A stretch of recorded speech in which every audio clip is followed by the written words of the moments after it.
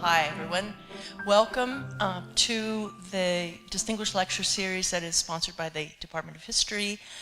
This year, our guest is Dr. Kate Brown, who is going to be talking today and answering questions and engaging in a dialogue on her book, which was published in 2013, entitled Plutopia. And it is a side-by-side examination of the two cities, one in the Soviet Union, the other in Washington State, which were the home for the development of and production of plutonium during the Cold War, beginning in 1945 and continuing into the 50s and into the 1960s. Dr. Brown's book, Plutopia, is the recipient of numerous awards from historical associations like the American Historical Association and the Organization of American Historians. Originally trained as a Soviet specialist to do the research for this book, Dr. Brown had to become an American historian and a historian of science, and to use all of her journalistic skills to tease out the stories of the people who lived in the two plutonium cities, which she refers to as plutopias. It's a real honor to have Dr. Brown here, and if you haven't read Plutopia yet, I don't know if there are going to be copies for sale afterward, but you should definitely order it on Amazon because it's an extraordinarily researched book, one of the most blockbuster research projects I think I've ever seen in my career as a historian, but it's also beautifully told, so it's a wonderful, wonderful book. If you are here for a class, particularly because your professor told you to come, please do sign your name on the sheets outside of the hallway before you leave, and there will be a reception afterwards, so if you want to talk one-on-one with Dr. Brown after her talk, please do stay, enjoy some food, and continue the conversation. So, Dr. Brown, we welcome you.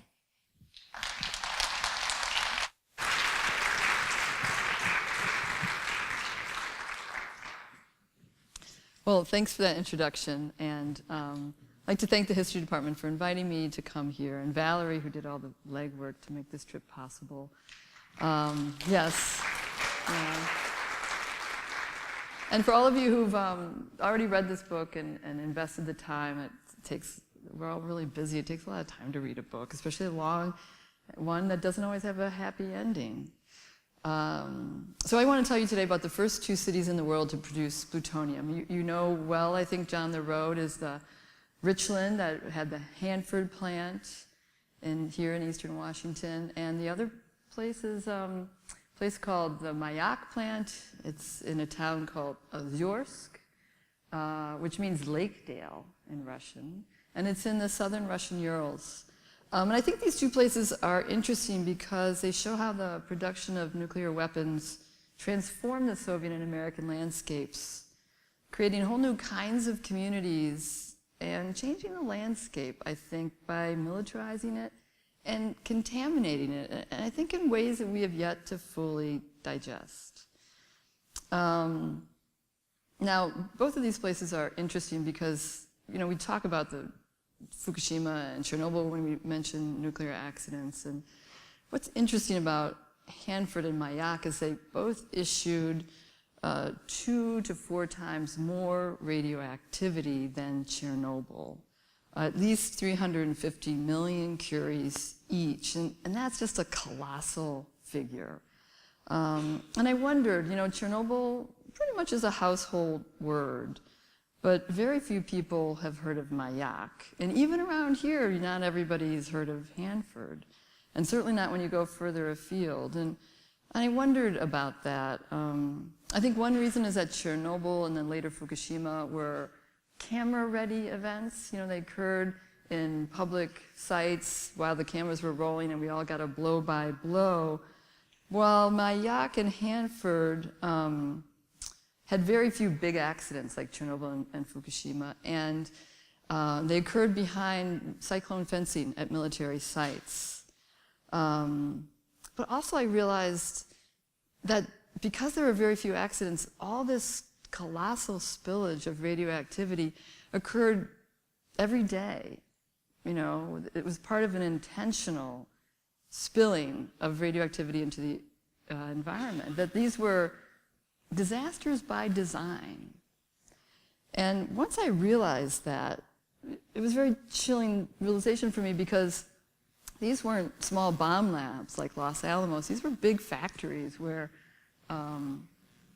tens of thousands of workers piled through these places over 40 years of plutonium production. And I thought about them. I mean, they're working at these places. They're witness to this kind of, spillage of radioactivity. They're involved in it. Why did nobody say anything about it for 40 years? I found one whistleblower, a KGB agent in 1967 in the Russian Urals, who said, hey, wait a minute, what's going on here? But nobody else anywhere spoke up. And I couldn't figure out why that was. And so these were the questions that drove this book, Plutopia. And as I puzzled over these questions, I realized that both of these places spawned their own exclusive nuclear cities. And there are only plant operators could live in. And for me, these cities were the key to figuring out what went wrong. By creating what I made up this word plutopia, which is a plutonium utopia, which were exclusive, child-centered cities for working-class plant operators who were paid and lived like their professional class managers. And these cities secured patriotic, compliant, and silent workers. And so I want to tell you, and here's some of these workers in the Soviet plant. They're taking a group walk. This is a communist society. And if you know anything about the Soviet Union in the 1950s, when this photograph was taken, the Soviet provinces were hungry and poor, hardscrabble. But these people look anything but that. The one person, I think, who looks like, maybe, I don't think I have an arrow here. Maybe I do. Right here. This woman looks like what I would expect. She's, really bundled up against the cold. She's looking down to make sure she doesn't slip on the ice. But like this guy, he should be strolling down Tverskaya Boulevard in Moscow. His sense of entitlement, self-assuredness is really remarkable for somebody in the provinces, and his well-dressed look. And so these are the residents of Plutopia that really got me curious. But let me start first by telling you how they built these places. These were colossal factories. The Army Corps broke ground on Hanford in 1943. NKVD generals started working on Mayak in 1946. And initially, American and Soviet generals sought to produce plutonium with militarized labor in remote camp-like settings. And here is Camp Hanford, population 60,000, which housed construction workers. It quickly became the 5th largest population point in the state of Washington, almost overnight. Now, this camp had all the charms of a minimum security prison, and all the social problems as well. Single, migrant, mostly male workers, boozed and brawled and fought and raped and murdered, all over the place. This was the women's camp section of Camp Hanford. Now, you might think that this would be better if instead of Merry Christmas it said Arbeit macht frei. And this prison architecture, this is for a secular, not secular, but a civilian, camp. It's not a prison, but it sure looks like one. The guards and the gates are there to keep the women safe from what they called the wolves. These are the guys that would come in and rape them. Despite the good pay, people at Camp Hanford walked off the job in droves. At the peak of construction, 440 workers walked off the job each day, taking with them their knowledge of this top secret project.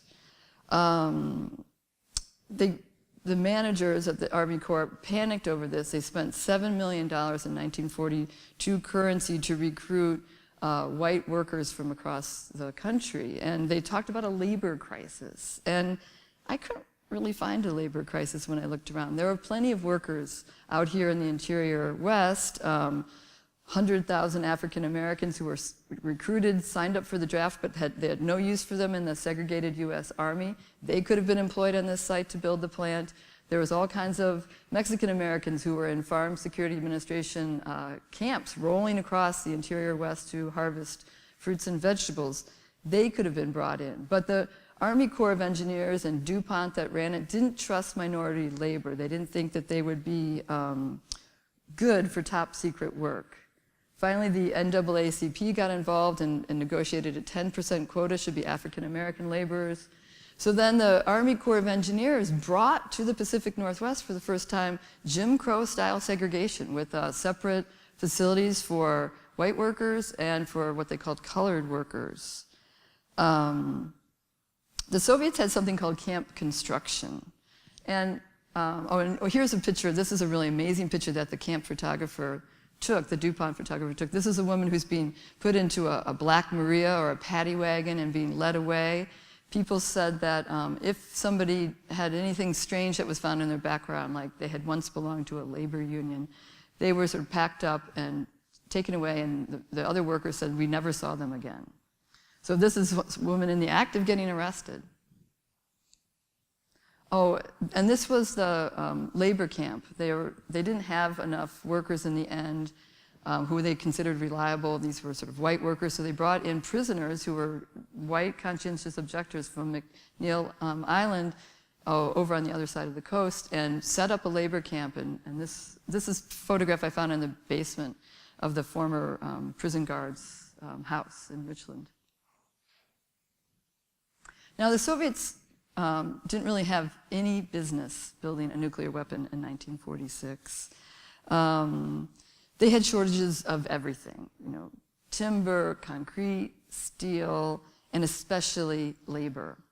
So they put an agency in charge of the Soviet version of the Manhattan Project, the bomb project, that had a lot of labor, and that was the Gulag construction business. And they brought in about 40,000 prisoners, mostly Gulag prisoners, but also German prisoners of war. And they set these ill-clad, hungry prisoners to work building the plutonium plant, and with shovels and wheelbarrows. It's amazing, and I think this photograph shows you how these Soviet generals constructed this state-of-the-art nuclear technology in the 1940s with the tools and technologies of the Egyptian pharaohs. And from the record, it's clear that this camp construction where the prisoners lived was no model of prison-like control. There are not enough guards, so prisoners took over guarding each other, and these warlords emerged. They took over running the camps, and they ruled with a terrifying violence. Prisoners drank and fought and stole and gambled and murdered and raped. One engineer, civilian engineer, went missing, and they found him 2 months later walled up in the cement foundations of the reactor because he had crossed one of these, prison warlords. So originally, both American and Soviet leaders had thought that when they would finish building these big plants, that they would run these plants with this militarized labor in these camp settings. But after looking at how these construction camps went, they got nervous. They saw that these single migrant male workers, brawled and boozed and took off in uncontrollable ways. And they thought to themselves, we can't have a labor force that's as volatile as the product we're going to make. So what were they going to do? Who was going to run these plants? And strangely, the solution to producing secure nuclear weaponry was the nuclear family. In order to secure trusted workers, leaders in both countries built state-funded, limited-access cities for civilian plant workers who lived rooted in their nuclear families within these atomic cities. Now, to secure these cities, the new security authorities, the Manhattan Project security agents and KGB officers, set up the usual security systems. In both the Soviet Union and the United States, they hired for whiteness. At Richland, they had no Jews, no Muslims, just, I think, 10 Catholics. The rest were Protestants. They made people sign security oaths, and They had a few women, and I'll talk about the women later. They made people sign security oaths, and they wiretapped phones, and they read mail, and they paid secret informers.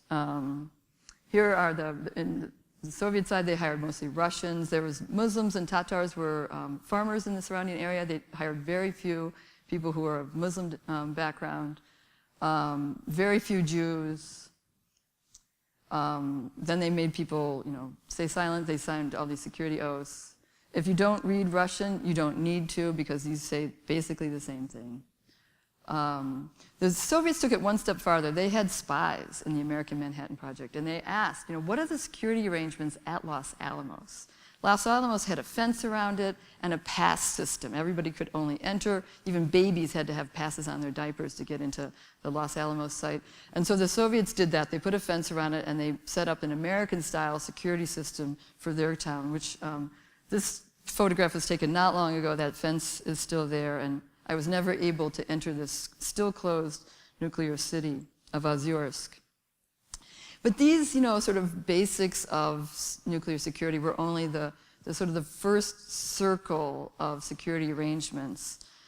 I find as I read through the records that ironically these powerful men who were charged with building the world's first nuclear weapons were obsessed, worried about things other than reactors and chemical processing plants, but they were, talking all the time about homes and schools and shops and the supply of chickens for these plutopias. That their job was to ensure that prosperity reigned in Plutopia, and that was their chief way of keeping workers silent and loyal.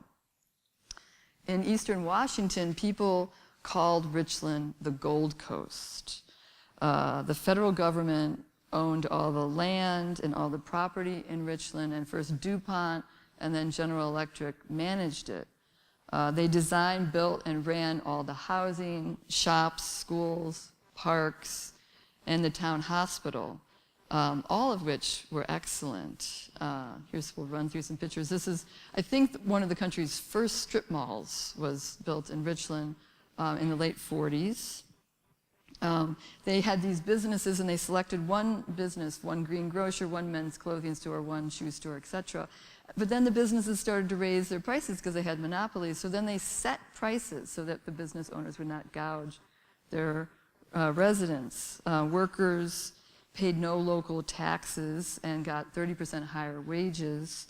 And reporters would come to Richland after the war, and they'd say, "This is a strange place. There's no free market, there's no private property, there's no local government, since it was all run by the corporation." They're like, "This looks a lot like socialism or fascism." But the people who lived in Richland, they didn't mind. They loved their town. And you hear all this when I did interviews with people. They would almost universally say Richland was a great place to grow up. You never had to lock your doors, and you could let the children could just run wild. And I think, when I saw this picture, it made me think maybe not. It's kind of anyway. What people really loved about Richland was the housing. That a male breadwinner could get one of these houses, depending on where they ranked on the corporate hierarchy, and pay about $33 a month for all, to rent for all utilities and services.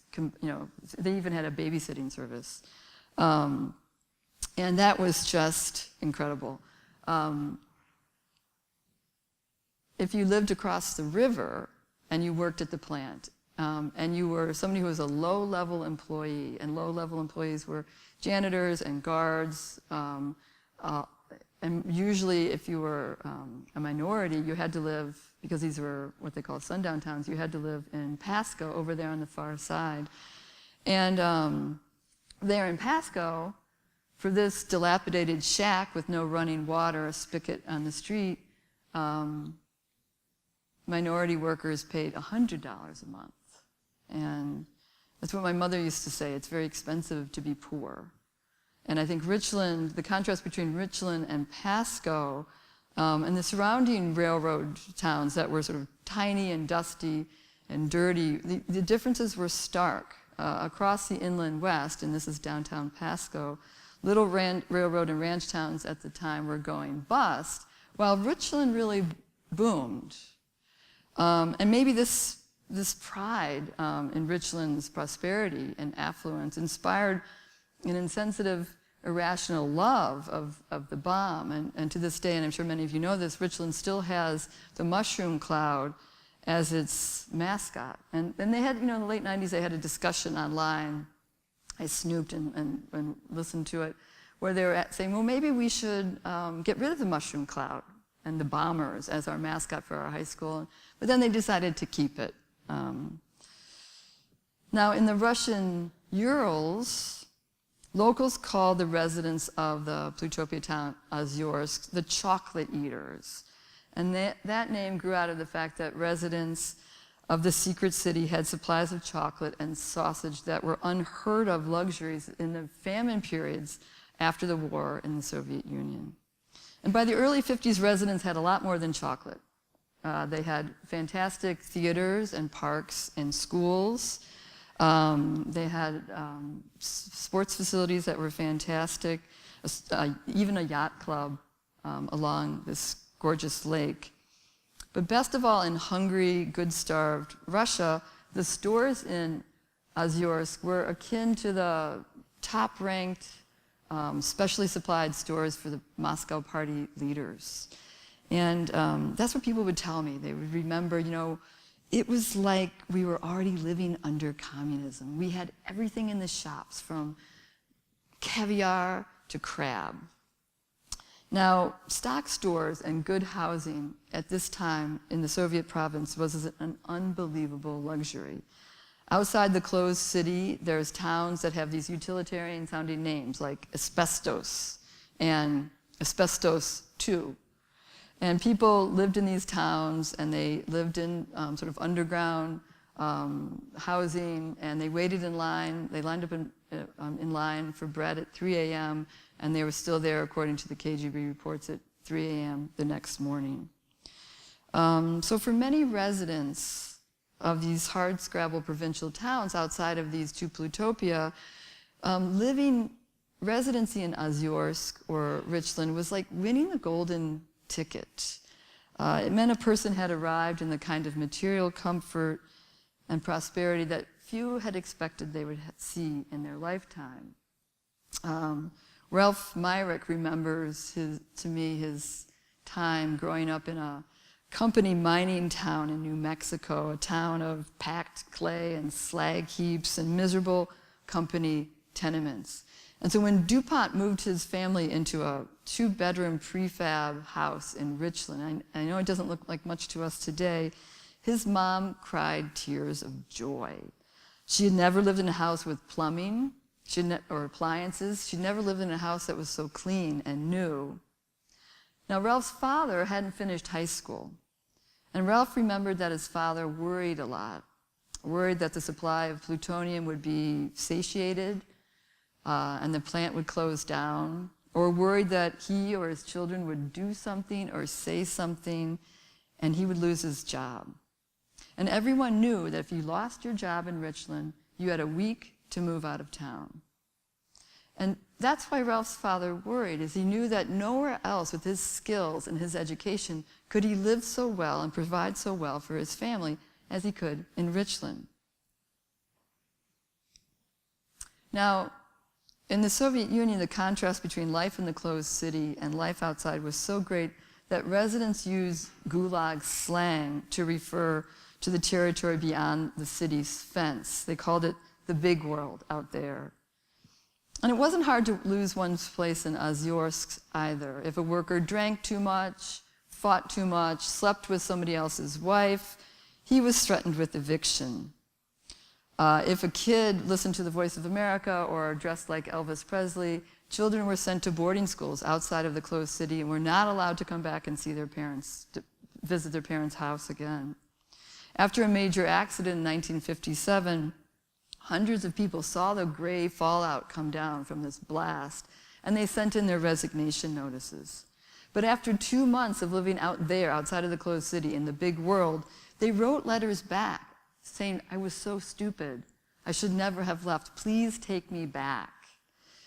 So I think what I'm trying to say is that Ozyorsk and Richland's charms were so seductive and arresting that people chose to remain in their Eden, even when they suspected they were putting their health and that of their children at risk. But I think this picture shows how the tranquil prosperity of these places was also concealed the fact that they were military fronts in the midst of an undeclared Cold War. And on this front, engineers and scientists were quietly contaminating the surrounding environment with millions of curies of radioactive waste. Now, there's one thing you need to know about plutonium production, and that is, and here's the Richland target map, and I think we're just a little bit, to the east of that, where we sit today. One thing you need to know about plutonium production is that you need like a softball size orb of plutonium to make a nuclear bomb. And to get that couple of kilograms, you need several hundred tons of uranium. And you take that uranium and you irradiate it and you run it through a series of chemical baths and you distill everything away except for that little softball size of plutonium. All the rest is radioactive waste that has to be disposed of from the plant in one way or the other. They graded the waste, low, medium, and high. The highest level waste, a Dixie cup of that waste placed here in this room, would kill every one of us in just a short while. From 1948 to 1993, the Mayak and Hanford plants each dumped radioactive waste into the rivers, the airstreams, into the ground, all as part of the normal operating order. In fact, I find that plant managers were so focused on Plutopia, on making it nice, on making it great for the residents there, that they shifted money from radioactive waste management into funds for services like buses and schools and recreational programs. They polluted quietly with these invisible contaminants in both the dictatorial Soviet Union and the democratic United States. So what are the effects of living off a radioactive landscape? I find in the records that plant workers were the first to get sick. Some died, and their deaths were attributed to natural causes. Hanford officials to this day say that there were no deaths at the plant from radiation. In the plant archives, however, I twice came across 2 autopsies for one man. In one case, in 1952, a guy was a janitor, a 45-year-old janitor. He went to work one day as usual. He didn't feel well at work. He came home early from work. He lay down on the couch and died. The wife called up the GE-run hospital, the Catholic hospital in Richland, and a GE-employed doctor came over and wrote the first autopsy that says this man died of an aneurysm. Now, the wife got nervous, curious, when some of the co-workers came over from this janitor and said, your husband got dosed. And the mortuarian asked about the strange black burn marks on his arm, on the arm of the body of her dead husband. She noticed that the FBI was following her all around town. And so when she went back home to Chicago for the funeral and brought her husband's bodies with her, she dropped it off at the Cook County coroner's office and said, what do you think my husband died of? That's the second autopsy I found in the archive, and that autopsy says that this man died from radiation contamination.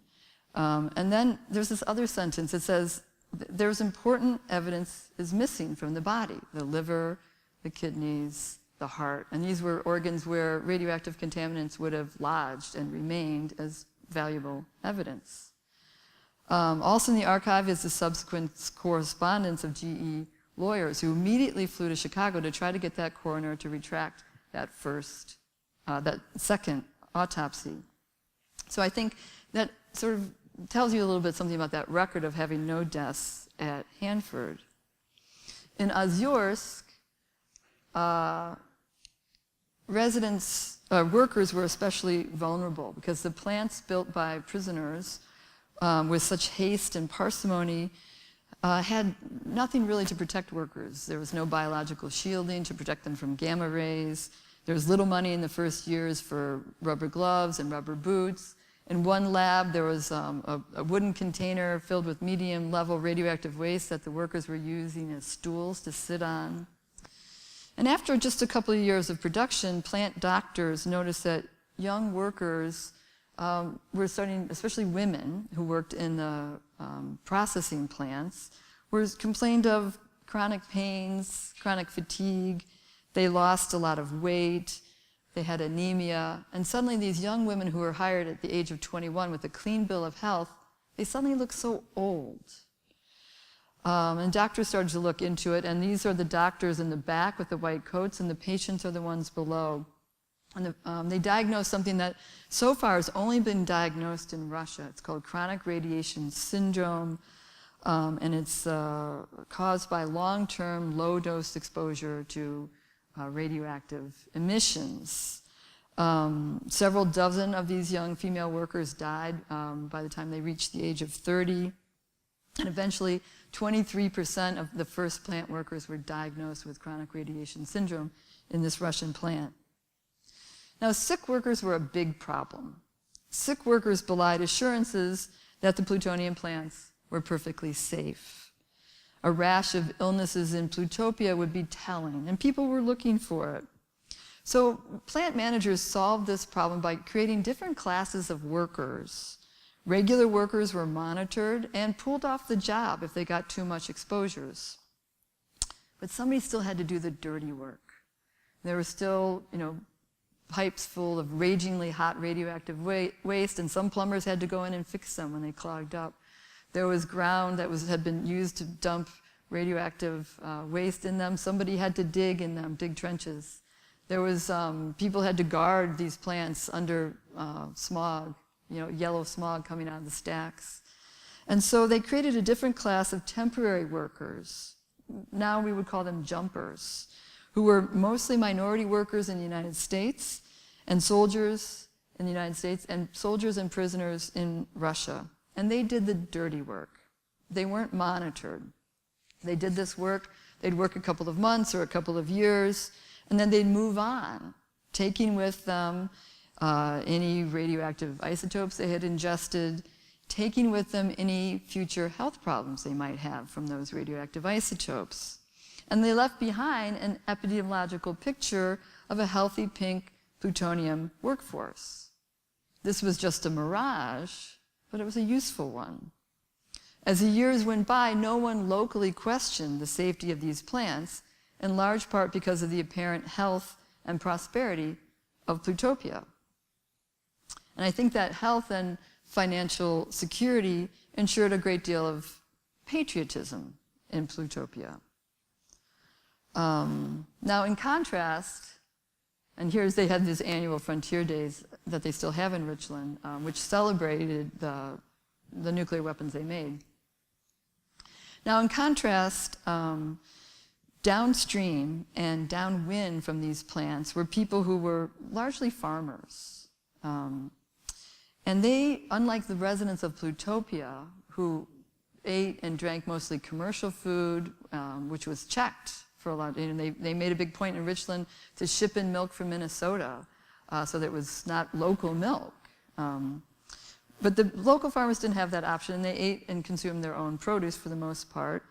Down river from the Mayak plant was a little, it's unlike the Columbia, it's a little turgid, swampy river called the Tietcha River. And the people who lived in that river, lived along that river, were farmers. And between 1949 and 1951, the Soviets ran out of underground waste storage tanks to store the most high-level radioactive waste. So they had two choices. One was to stop production till they could build more tanks. But the Americans were building bombs really fast, and they felt they needed to keep up to produce what they called a nuclear shield. They were sure the Americans were going to bomb them as soon as the Americans had enough weapons. So the option number two was to keep producing nuclear bombs, keep producing all that nuclear waste, and dump the waste in the local river. And they did that. Over 3 years, from 1949 to 1951, they dumped in 3.1 million curies of radioactive waste into this little river, and they didn't tell any of the 28,000 people who were living downriver about that fact. And these people were farmers, they had no wells, they drank from the river, they bathed in it, they fished in it, they watered their crops from it. In 1951, some dosimeters some radiation monitors went down the river, and they found that the bellies, everything was radioactive. Kitchens, cooking pots, clothing, bedding, the bellies of children. They held Geiger counters up to it, and the monitors started backing away from these kids because they were dangerous radioactive sources. They ordered a ban on using the river, but they didn't offer any alternative water, so people kept drinking that. And when I went there, here's somebody at the side of the road selling, highly radioactive mushrooms. Here are the monitors. And there I am, right on that river in this town of Muslumova, and I'm nervously, you can see my nervous grin, I'm nervously trying to avoid that homemade meal in front of me. There was veal and goose and apples and tomatoes and carrots all, grown right there on the site. And that kid behind me was 13 years old. He had a vocabulary at the time of about 60 words. And the father introduced him as our Luchevik, which means our radiant one. He goes, yeah, every family's got a Luchevik.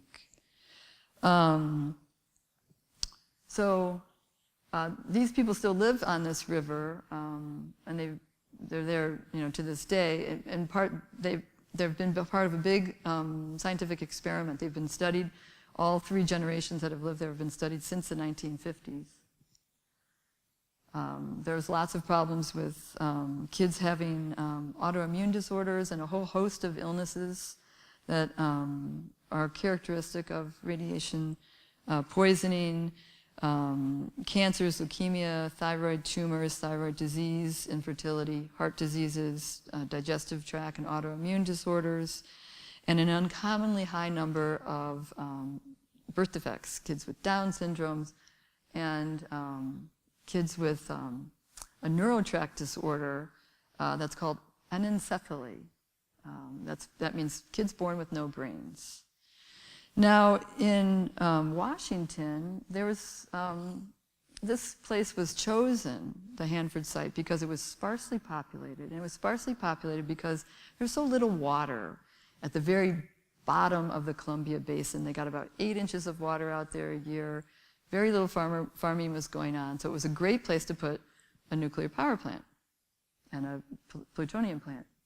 But as the plant drew more and more federal funds into the area, it drew in more infrastructure, and they started irrigating using the Grand Coulee Dam and pumping lots of water into fields right up next to the plant, right bordering the cyclone fencing. And they gave that farmland away in lotteries to veterans of World War II and the Korean War bombs, because they figured that these vets would be sort of secure neighbors of the plutonium plant. Now, as years went by, no one really examined these farming communities living right downwind from the plant. If they did do studies, they were very small and largely did not address the question of the possible range of health effects that could have been going on. But what's really interesting now, I don't know if you've noticed, but since 2010, there's been a big spike in eastern Washington, and especially in the 3 counties around the plant, of babies born with neurotube defects, especially this strange phenomenon of anencephaly, babies born without brains. There's 6 times higher rate of anencephaly in eastern Washington than anywhere else in the world. Washington State Department of Health did a big study. They published it just last year, and they said, we don't know what's causing this bump. We don't think it's nitrates. We don't think it's radiation from the plant, because they said radioactivity, the Department of Energy told them, doesn't leave the site. But it's something I think if I lived in this area, I would maybe get curious about and concerned about, and I've been trying to draw attention to it and trying to get the Washington State Department of Health to revisit this issue. So now this story would end here if it weren't for a few people who lived outside of Plutopia who began to ask questions in the 1980s about these plutonium plants. especially after the explosion of the Chernobyl nuclear power plant in 1986 in Ukraine, people living near these plutonium plants started to ask about their own exposure to radiation. And activists in Washington State, especially here a group called HEAL in Spokane, started making a lot of noise, and that's Chernobyl. And they picketed outside of the plant, and they sort of made a lot of protests, but they also did something interesting. They was like, we want the documents. What's the record of environmental exposure from the Hanford plant? And the Department of Energy stalled, and et cetera, but they finally said, okay, fine, here, take these, and they had this press conference, and they released 10,000 big boxes, 10,000 documents to this group, thinking the group wanted to make a lot of noise and bang on nuclear warheads and then they would go away. But this group was made up of the usual sort of, lefties and religious types, but also chemists and physicists. And they started reading these documents, and they trained themselves how to understand them. And they uncovered a story that was really amazing about the incredible volume of radioactive waste that was issued into the Columbia Basin over 40 years. In one case called the Green Run, the plant did an experiment, and they issued 11,000 curies of radioactive iodine up the stacks. Radioactive iodine goes right to human thyroids and causes thyroid cancer and thyroid disease. They issued it up the stack in 1949, basically just to see what would happen. And what happened was it left a big swath of contamination of radioactive iodine throughout eastern Washington. As the years developed, farmers downwind described their health problems. This guy, Tom Bailey, was a major informant for me. One woman had a map where she recorded the untimely deaths of her farming neighbors who lived right downwind from the plant.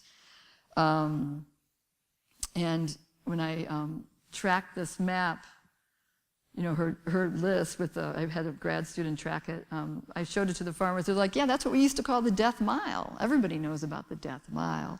And you can see, if I can get this little beeper to work, here are the stacks. And this is a slope. This is the Columbia River here. And this is a slope that goes up. So the wind blows predominantly in this direction, and it hits these slopes and deposited a lot of radioactive contaminants right here on this valley. A Spokane reporter for the Spokesman Review, Karen Doran Steele, did an incredible job digging this story out, and she should have won a Pulitzer Prize for it. And then in 1988, the New York Times featured the Hanford story day after day, and like a carpet bombing, they took apart the assurances of safety and security of the nuclear establishment.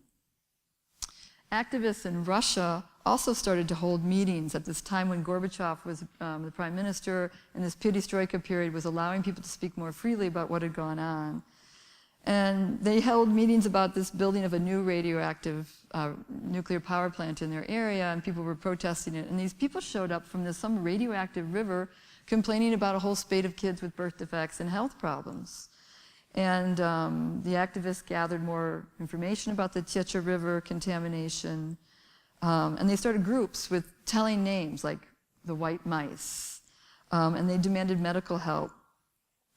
Now the response in both Russia and in the United States was that officials said that these people were not sick from radiation, but they were sick from anxiety, which they called radiophobia, or from heavy drinking, or from inbreeding, and that they didn't have chronic radiation syndrome, that they were just chronic welfare cases looking for a handout.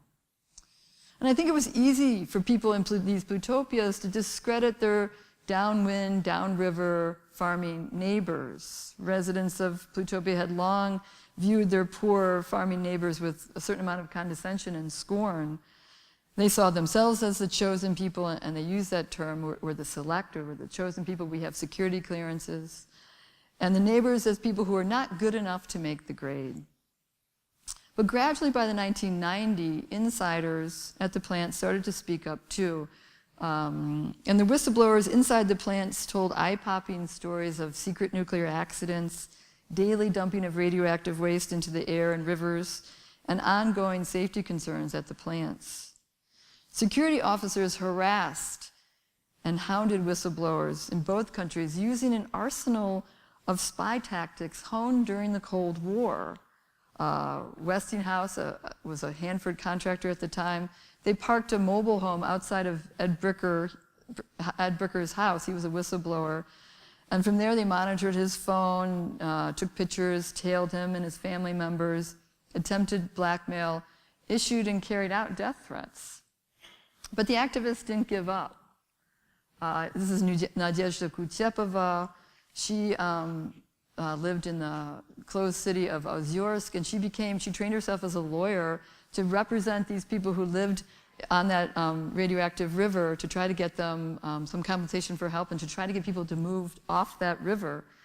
And these activists didn't give up when they were faced off against powerful state bureaucracies backed up by mighty nuclear security regimes, and they really refused to step down. And I think that's one of the messages of this book, that if the meek are to inherit the earth, they first have to clean it up before they do so. So I want to end this by just telling you, a little bit about my motivations of it. When I first started this book, I was thinking I would just write about these nuclear security states, because I thought they were interesting places where, for the first time, people agreed to be monitored by the security forces around them in return for their livelihood, and they agreed to put their urine on the front steps and to have their mail read and their phone calls listened to. And I thought that was interesting, because I think in this day and age, we all agreed to do that, and we all almost collude in that process through social media. So I thought these people were sort of the pioneers of the nuclear security state. And I imagined a monument to these pioneers. And the monument would be, of course, a nuclear family. And there would be, the father would be handing over his urine sample.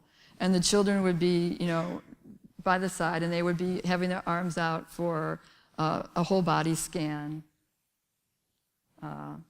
And the mother would be looking on proudly but anxiously. But as I worked this story over the years, I kept coming across people who had a different story to tell than the one I wanted to tell about nuclear security. They kept telling me about their health problems. And the farmers in Russia and the farmers in eastern Washington had very similar stories to tell, and I knew that they weren't exchanging stories because I knew they didn't know each other's languages and that they had never met each other.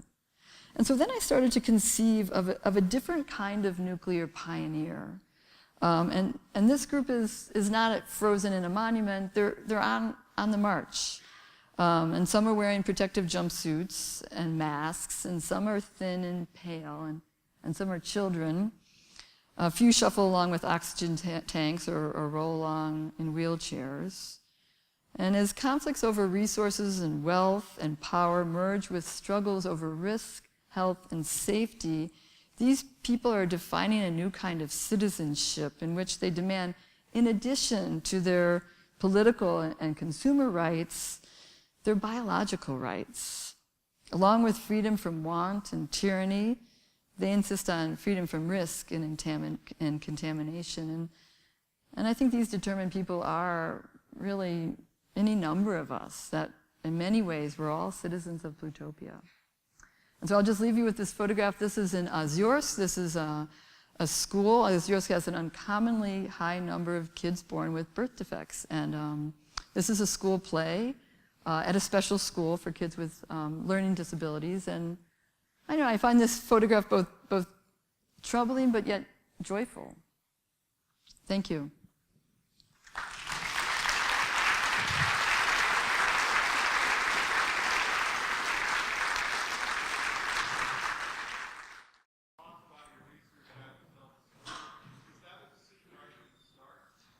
That evolve as you went? Yeah, that was the question was, why I put myself in the book. And that's always a controversial thing for scholars to do and historians to do, particularly. And my editor, when I turned in the book, she said, your book's too long. You need to cut, like 60,000 words. And so we just cut all those first-person parts because, there's no reason you should be a character in your own history. And I was appalled that I was getting this yet again. Because my first book I also wrote from a first-person perspective, because I think that what's important for my readers to know is that I'm an individual who has, certain sort of research quest, and it's interesting to know how I come to know the knowledge I come to know, and that helps the reader evaluate whether they think it's true or not. And that research is born of a certain time and place and a certain moment that you might not find in another time and place. And then I have a particular subjective point of view. And so I guess I want all that information in the book so that the readers have a better evaluation. If I were to write always in a third-person omniscient voice, first of all, I find that voice kind of boring. That's like who wants to sit and listen for 350 pages to a know-it-all? Who always appeared to know this information and is just supplying it to you. That the quest is more interesting, but also I think it's a little bit more of a better way, maybe a more honest way to inform my readers about the subjective qualities of historical research.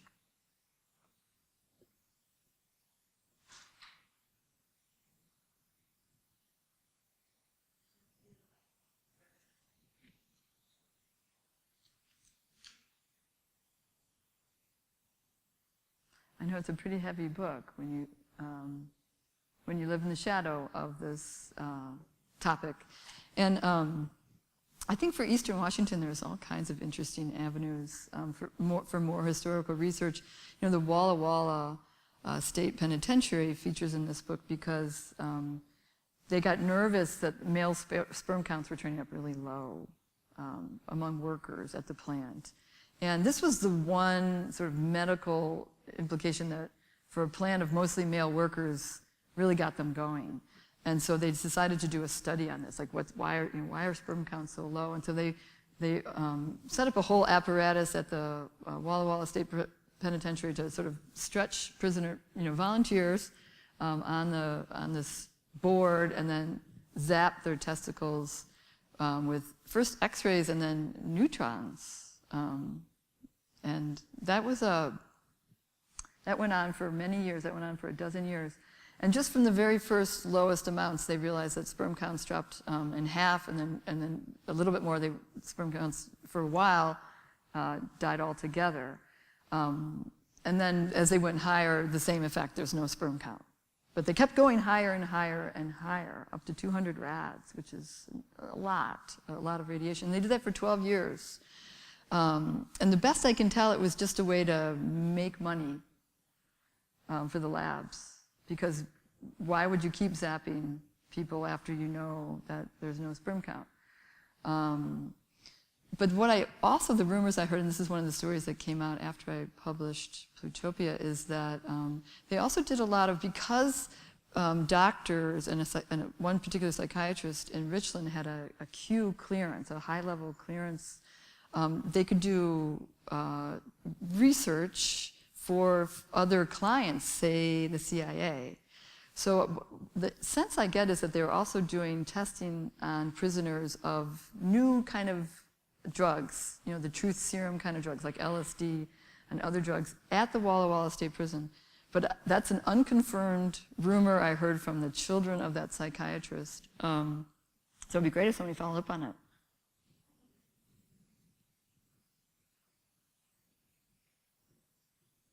In terms of the existence in your story of people cutting corners for profits, but also people taking the risks themselves, not really wanting to look too carefully at it, it strikes me you were very close at the end when you talked about all of us being in this world to saying that climate change would be the same. Is that a reasonable parallel? Climate change would be the same as that we're all... same in the sense that lots of evidence says lots of things are going wrong, but there's a lot of money behind denying it. And also, for a lot of us, just a desire not to believe it. It seems very similar to what you're describing with these specific cases. Yeah, right. I mean, if your livelihood depends on making plutonium, then it's really hard to say that making plutonium it causes any problems at all. right? That's anything but a good, but a public good. And so, what I find, the amazing thing about plutonium production is that in this country we produce 50% more plutonium than was needed for the 20,000 nuclear warheads that were equipped. Now, 20,000 nuclear warheads is an insane amount. 50 nuclear warheads would make the Earth uninhabitable. So there's already sort of overkill in production of bombs, but then on top of that, there's still another 50% more plutonium just sitting around. So the question is, why did they make all that plutonium? And I think it's because it was supplied job security, and that people in these places and the contractors who are getting the contracts to make plutonium lobbied successfully to continue production well after it was not needed. And so, and I think in that sense that climate change works the same way, that really to address climate change is to have to shutter down businesses, is to step down economic growth. No politician is willing to go on record and talk about less production, having fewer growth indicators, shutting down businesses that are producing a lot of carbon. There's just no way. So if there's technological solutions like spraying a big aerosol that cuts down the sun so that the Earth doesn't warm up as fast, things like that, great. If we can sell a solution, these big machines that they're putting up in Alaska that are there to trap and farm and harvest carbon, great. As long as it can contribute to the economic engine, then we can embrace climate change. But if it's going to shut down the economic engine, then it's impossible. And that's probably going to be the reason for the 6th great extinction on this Earth, the one we're watching right now. But there has been 6. That means there could be a 7th, so they could all come back. There's good news there.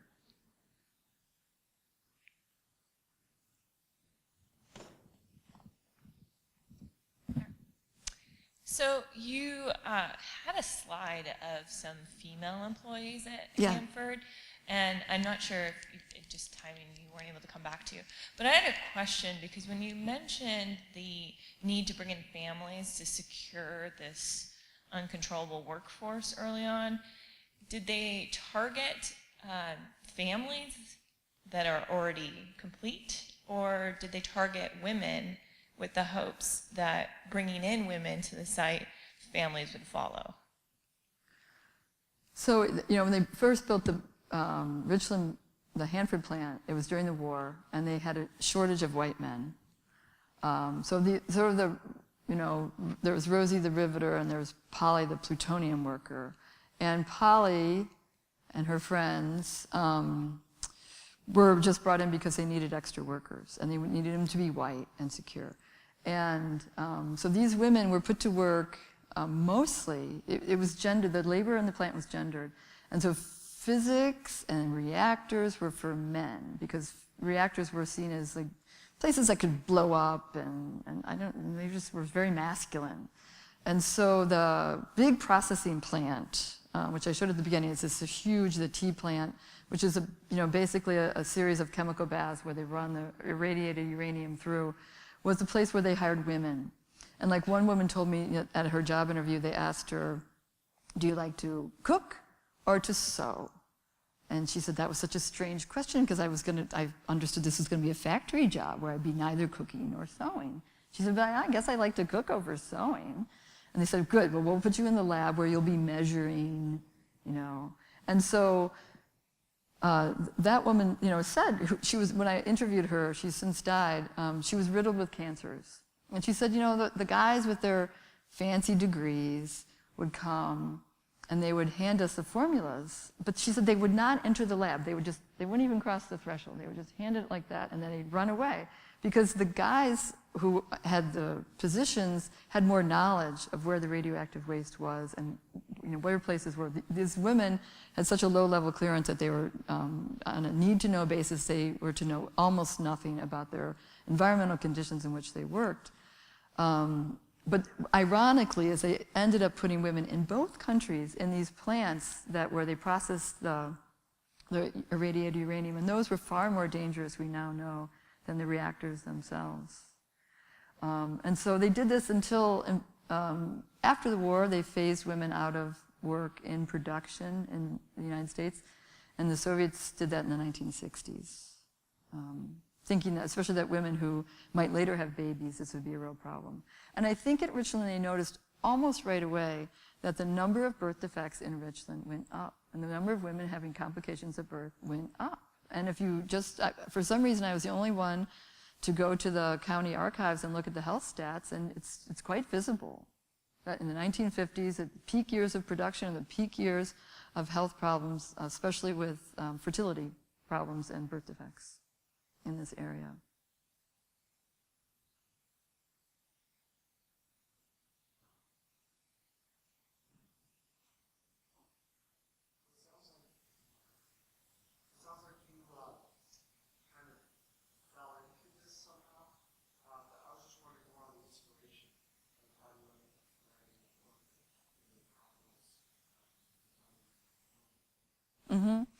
I wrote a first book about Soviet Ukraine, had nothing to do with this kind of topic. But in the epilogue, there was something about the Chernobyl zone, and I went to the Chernobyl zone as I wrote that book. And so an editor called me up and said, would you write a book about Chernobyl? And I said, no, absolutely not. There's too many books written about Chernobyl. What a stupid idea. I just finished writing a book about Chernobyl last week. But I looked around and I thought, oh, you know, I got a little curious. And I thought, oh, there's this Mayak place that has way more radiation. Why isn't anybody talking about that? And then, but if I only write about Mayak, then everybody will say, oh, that's just a Soviet problem. But Hanford has the same amount of radiation, so it's clearly not just a Soviet problem or a communist problem. So I decided to write this sort of, and as I said, originally I was just interested in the security issues. Like this, I was a cultural historian. These were questions about nuclear security that interest me, about how societies are arranged, and these sort of special towns seemed very curious to me. But as I said, I kept running into people who would talk about their health problems, and I would interview them. I remember this one case in Russia. There were these women, and they had brought to the interview these medical records that they wanted to show me. And I would look at it as just a bunch of numbers to me. Meant nothing. And I would say, thanks. Now tell me more about the security arrangements at the plant. And they would say, but look at my cesium and strontium body counts. I mean, they're, and I have no teeth. And they'd be like this. And so we'd be back, and I'd be like, was there, did you have some kind of security clearance before you got the job? So we would just be talking past each other. And I think that's how negotiations, that oral interviews can often be like a negotiation, and that each side is trying to get something out of it. And neither of us, we were talking past each other. We weren't getting anything out of it. And finally, this woman put down her medical records. And she stood up, and she unbuttoned her shirt, and she lifted her shirt up to show me this crosshatch of scars on her abdomen from multiple surgeries. Tic-tac-toe. And I didn't know what had caused those surgeries, but it suddenly got me to stop asking my stupid questions and to start asking another series of questions. And there's this famous book by Elaine Scarry called A Body in Pain, in which she says that, she argues that the one thing that we most understand is our own body's pain, and the one thing we most want to ignore or obliterate is somebody else's body in pain. And I realized I had been doing just that. And I should just stop and listen to the story that these people had to tell me. Then I asked around other historians who were working on nuclear history, are you dealing with the health issues? Are you dealing with the health issues? Nobody was dealing with the health issues. They were like, no, it's too complicated. Nobody agrees, you'll just get in a bunch of trouble. So that was exactly the kind of challenge I was looking for. So then I started sifting into it. And then subsequently, I published Plutopia, and some of my critics were like, well, she makes this claim about health, but she really doesn't have the dope on it. She really doesn't have the evidence. And it's true, I didn't have the evidence in part because the Russian files are still pretty much classified, and the Americans were never curious enough to ask many questions about health and downwinders, or even health and nuclear workers.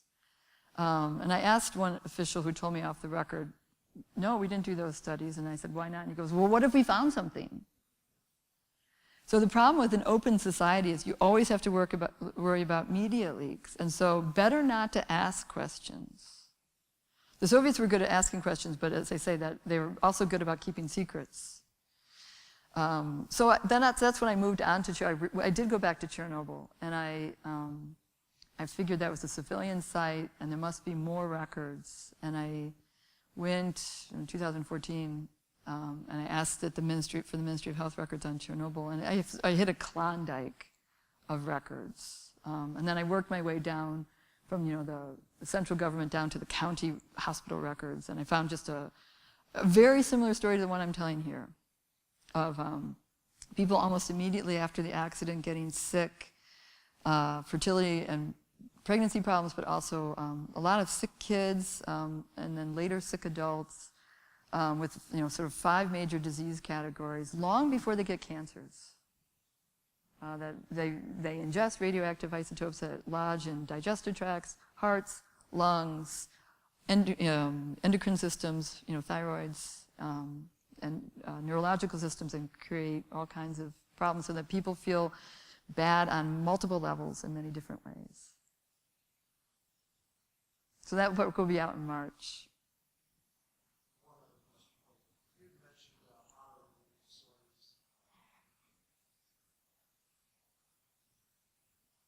You had mentioned autoimmune disorders and those being part of the fallout from contact. Is there anything, maybe you ran into this or not, but is there anything the government has set up, or any way that people can actually, these farmers can go get tested and find out what their exposure is, or is it still considered just blanketed, we don't talk about it, we don't do anything? Yeah, I wish I could say there was some place where a person could get tested and find out more.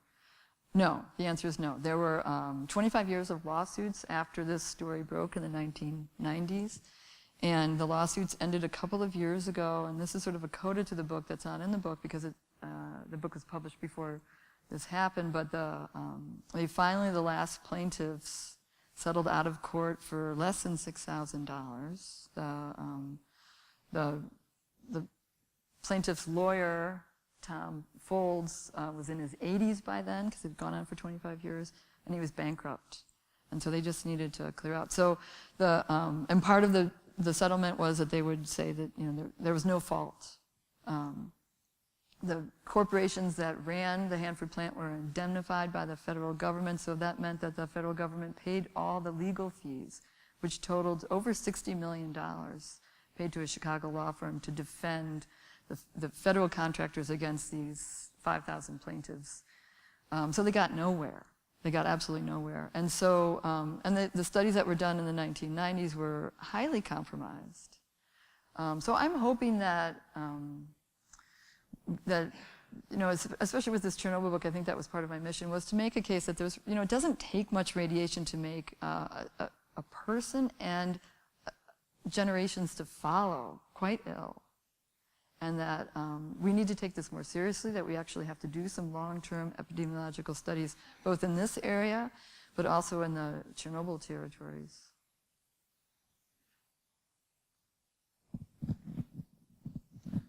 So I want to say I think you did an excellent job of just presenting the evidence in a neutral way. Like if someone asked me, so is she pro-nuclear power or anti-nuclear power, I'd say, I really don't know, because I think you just put forth the evidence throughout the years of, what happened. After reading your book, I think it begs the question, what now? I don't really think anybody could read your book and not think, wow, it'd be insane to continue down this road, with seeing all the health effects of all these people that you interviewed. So it's kind of a personal question to you, and whether you answer it or not, but I'm just curious what your opinion is now on nuclear power, what path we take now. Yeah, there's lots of talk about Jeff Bezos and Bill Gates. All these Seattleites are spending billions of dollars to create a new perfectly safe fusion reactor, and that makes me nervous when I hear that perfectly safe part, because we've heard that before, right?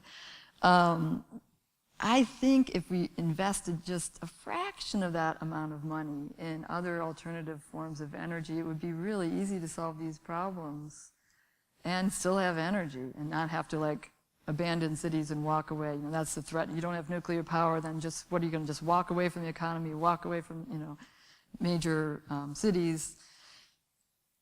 I don't think that's the case. I mean, there's been so much money over the years because of the arms race invested in nuclear design and development, and major problems have not been solved. We don't know what to do with nuclear waste. No one in the world knows what to do with nuclear waste. There is 350 million curies of high-level radioactive waste buried just less than 50 miles from here that nobody knows what to do, and it's moving towards the water table. And the last thing you want to do is drink plutonium or strontium. Or radioactive cesium. So until we can solve these intractable problems, it doesn't make sense. And there's been a lot of investment in this now. Billions and billions and billions of dollars haven't solved those problems. We haven't solved the problems of what to do with the decommissioned reactor. The Department of Energy tends to, you know, put a cyclone fence up, plant a lot of grass, call it a nature preserve, invite people in, but, you know, with strange rules like don't leave the path, don't let your dog swim in the pond, please don't pick up any brick or piece of mortar, you know, that kind of thing. That doesn't make sense. You know, people are moving all around Rocky Flats. There's a whole suburban development bordering the site. That doesn't make any sense. So, you know, I just think that we should, yes, give it up, you know, work on cleanup, which isn't really cleanup but containment until the long half-life of some of these radioactive isotopes. The half-life of plutonium is 24,000 years, decays, and then move on to other forms of energy that are renewable. It sounds like you had a lot of, it sounds like you had a lot of, you obviously did a lot of research and stuff, and if you could expand on like some of the barriers that you hit and how you got around those barriers, and I just think it's pretty interesting. Mm-hmm. Well, it was helpful to have this sort of tandem project where I was doing part of the research in Russia and part of it in the United States, because things I couldn't find in Russia, I could find in the United States and vice versa. So, like, for instance, the Soviets were more curious, as I said, about health problems, so they had some health studies and some these people that they had basically used as white mice. I could get those records and learn more about health problems. The Americans were better about sharing, having online some of the technologies and the practices of the waste management practices. As I said, I couldn't get into the closed Soviet city of Ozyorsk, so that's where the production files were. So that was all off limits to me. But I did have the Communist Party files for that city, which were located in the regional capital. So I knew a lot about people's private lives from the Soviet case. And you would think doing this project that you would be like, oh, this, you know, the Russians were like at minimal information, and the Americans, it was like wide open. But it was actually, I found it was in both places there were real dark spots in the record. Like I was looking all around for the security records for the Hanford plant, and I finally found an archivist in Seattle who said, "Oh no, we dumped all those security records." I was like, "Why would you dump the security records?" He's like, "Well, you know," he's tediously explaining to me that paper is expensive to store, and I was like, "But you have all the plumbing files. You know, surely that's a political decision to get rid of the security records and not the plumbing files." You know.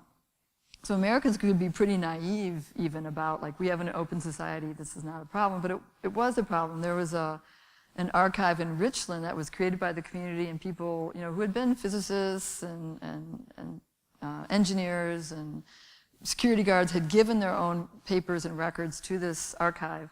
And I worked at it in 2008, and I went back in 2009, and I said, so I want to go back to those archives, and the archivist said, they're all gone. I said, where did they go? The feds took them to vet, you know, because of 9/11, Patriot Act, nuclear security stuff. I said, well, when are you going to get them back? And she said, we'll never get them back. So those records, which were privately, you know, collected, are gone. Just from one year to the next, they're gone. They're still not back. That whole museum is shut down. So there was, you know, General Electric and DuPont, can't really work in their archives because they're private corporations, and private corporations don't have to share their archives. DuPont has an archive, but the archivist said, oh, you know, these are very cleaned out. So, you know, there's problems with an open society as well in getting to the story. So it helped to be able to go from back and forth to sort of piggyback between the two.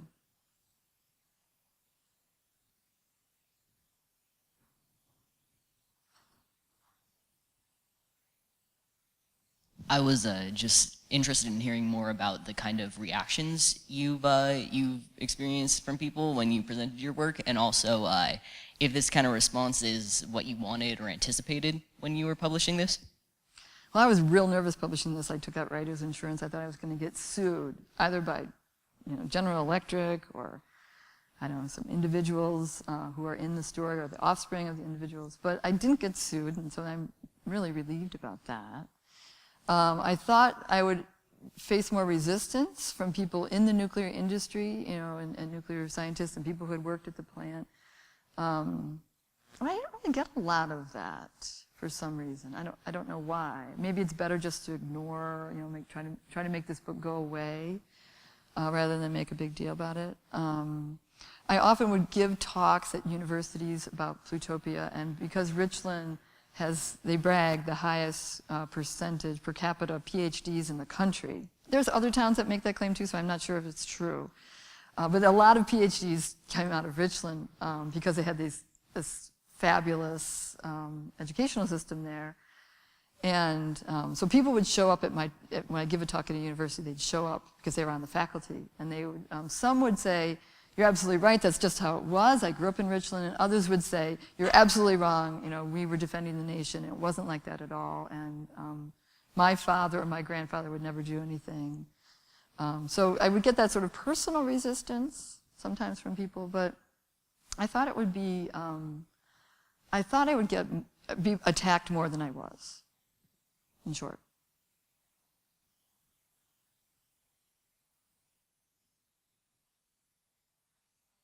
There we go. Opportunity for more questions out in the lobby. So if we would give Dr. Brown one more thank you round. Thank you.